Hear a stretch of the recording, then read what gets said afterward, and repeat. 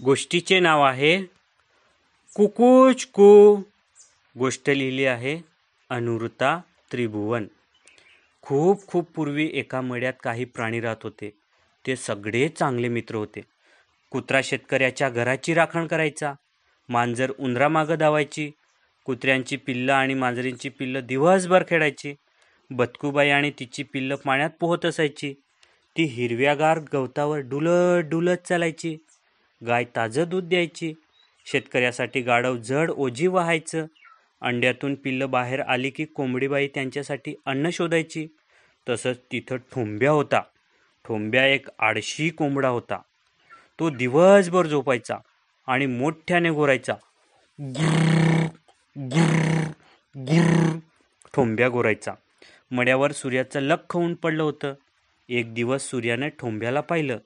सूर्याला वाटलं, ठोंब्या किती नशीबवान आहे, तो कसा दिवसभर झोपतो, मला मात्र दिवसभर तडपत राहावं लागतं, मलाही थोडी विश्रांती हवी। लवकरच सूर्यही डोंगरांच्या मागे झोपून गेला। आता मड्यावर मिठ्ठ काळोख होता।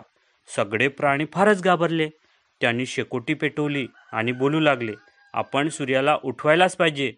ते म्हणाले, कोण करणार हे काम? कुत्र्याने विचारलं। मला शेतकऱ्याच्या घराची राखण करायलाच हवी, कुत्रा भुंकला। मला ही ओझी वाहायलाच हवं, गाढव ओरडले। मला दूध द्यायलाच हवं, गाय हंबरली। फक्त ठोंब्याला काहीच काम नव्हतं, तो गाढ झोपला होता, म्हणून प्राण्यांनी त्याला उठवलं। तुला काहीच काम नाही, कुत्रा भुंकला। जा आणि सूर्याला उठव, मांजर म्हणाली। आळशी ठोंब्या, जा आणि उठव सूर्याला, प्राणी ओरडले। ठोंब्या पटकन उठला। त्यानं त्याची छोटी पिशवी उचलली आणि निघाला। तो खूप वेळ चालला। शेवटी त्याला गाढ झोपलेला सूर्य सापडला एकदाचा। याला मी कसं बरं उठवू? ठोंब्या विचार करू लागला। किती गरम आहे, त्याच्याजवळ जाणार कसं? मग त्याला सुचली युक्ती। त्यानं मान उंच केली आणि आरवला, कुकुच कू, कुकुच कू। ठोंब्या आरवला। तो इतक्या मोठ्याने आरवला की सूर्य लगेच जागा झाला।